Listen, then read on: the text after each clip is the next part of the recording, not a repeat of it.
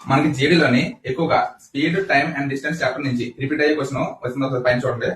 A bus goes from city P to Q in 45 minutes covering a distance of 60 kilometers and comes back to city P with a speed of 40 km per hour. The average speed of the bus in the journey is వాడు kilometre per hour లో మనకు కావాలన్నాడు. Bracket ఏమి ఇచ్చారు? Correct to decimal points, అంటే మన points లో వస్తుంది కాబట్టి 2 డెసిమల్ పాయింట్స్ లో మనకు వాడు చెప్తే సరిపోతుంది. ఇప్పుడు వాడు ఏమన్నాడు? Bus bus from P to Q, మనకి P నుంచి Q కి వెళ్ళడానికి 60 కిలోమీటర్స్. ఎంత టైంలో వెళ్తారంట? 45 minutes లో వెళ్తారంట. మనకి సెకండ్ Q నుంచి P కి వెళ్ళడానికి ఎంత స్పీడ్ అన్నాడు? 40 km per hour. మనము యావరేజ్ స్పీడ్ కట్టాలంటే మనకి ఎక్కడ స్పీడ్ కావాలి? ఇక్కడ స్పీడ్ కావాలంటే మనం స్పీడ్ ఎప్పుడు పర్ అవర్ కి క్యాలిక్యులేట్ చేస్తాము. మనకి 45 minutes కి వాడు 60 కిలోమీటర్ వెళ్తుందంటే 60 minutes కి ఎన్ని కిలోమీటర్లు వెళ్తారు?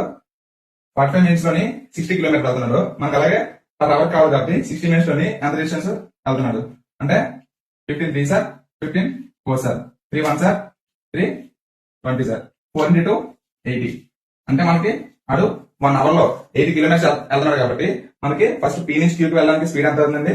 80 కిలోమీటర్ పర్ అవర్. మనకి యావరేజ్ స్పీడ్ కావాలంటే 2xy by x plus y ఒక ఫార్ములా ఉన్నది. ఈ ఫార్ములా ఎప్పుడు ఆ డిస్టెన్స్ అనేది సేమ్ డిస్టెన్స్ అయితే ఇక్కడ P టు Q కి ఎంత దూరం అవుతుందో Q నుంచి P కి సేమ్ దూరం కదా, అంటే ఇక్కడ మనం ఈ ఫార్ములా యూజ్ చేయొచ్చు.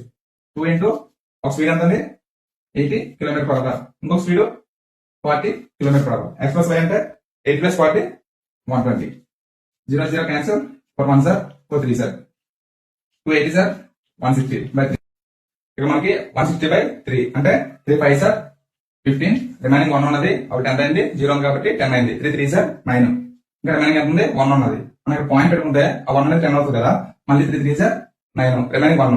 ఈ విధంగా మనం 3.3333 ఈ విధంగా వస్తుంది. వాడు ఏమన్నాడు? 2 డెసిమల్ సరిపోతున్నాడు కాబట్టి మన ఆన్సర్ ఏమవుతుందంటే 53.33.